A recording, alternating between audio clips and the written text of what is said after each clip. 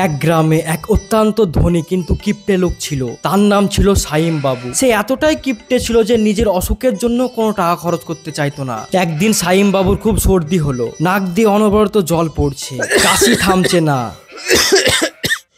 ও সাইম বাবু বাড়িতে আছেন? হ্যাঁ আছি তো। ও হাদি, আয় বাড়িতে আয়। সাইম বাবু, আপনি তো আমার কাছে 5 টাকা পেয়ে দেন, টাকাটা আমি ভুলে গেছিলাম, সেজন্য আপনার টাকাটা দিতে আসলাম।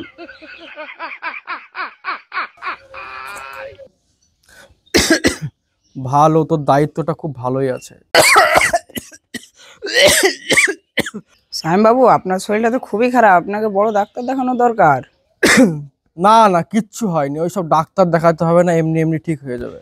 ডাক্তার দেখালে তো অনেক টাকা পড়ে যাবে, তার থেকে ভালো আমাকে কোনো বুদ্ধি বের করতে হবে। যাক, এসেছে একটা বুদ্ধি।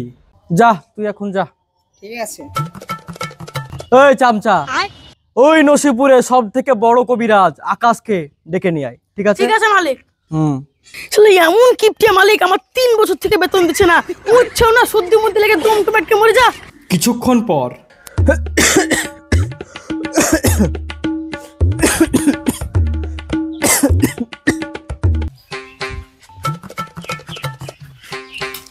আসসালামু আলাইকুম সাইম বাবু।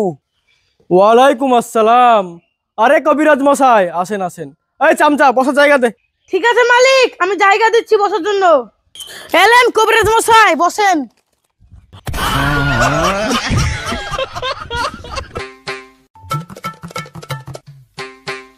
বলেন আপনার কি সমস্যা? সব সমস্যার আমি সমাধান করে দেব।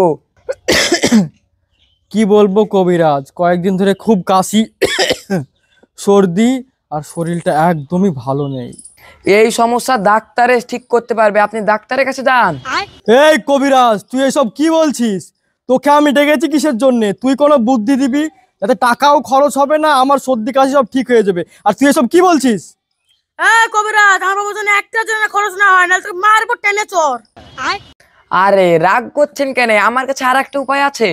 এই তো, তুই এতক্ষণে লাইনে আসলি, এতক্ষণ ছিলি কোথায়? উপায়টা তাড়াতাড়ি বল, আমার শরীরটা খুব খারাপ করছে, ঠিক করতে হবে তাড়াতাড়ি। ঠিক আছে বাবু, আমার কথাটা ভালো করে শুনুন। আপনি এক জায়গায় গরম জল আর এক জায়গায় ঠান্ডা জল আপনি রাখবেন। তারপর একটা পা গরম জলে রাখবেন, একটা পা ঠান্ডা জলে রাখবেন। এই কবিরাজ, এসব কি বলছিস রে? আরে রাগ করছেন কেন? কথাটা শেষ করতে দেন। যখন আপনি গরম জলে 1 পা দিবেন, ঠান্ডা জলে 1 পা দিবেন, আপনার শরীর বুঝতে পারবে না আপনি গরম জলে আছেন না ঠান্ডা জলে। আপনি শরীর ঠিক হয়ে যাবে। কবিরাজ ভাগ এখান থেকে, তুই কি সব বুদ্ধি দিয়েছিস? মারে ফেলার ধান্দা? আমি এমনি এমনি ঠিক হয়ে যাবো, যা এখান থেকে।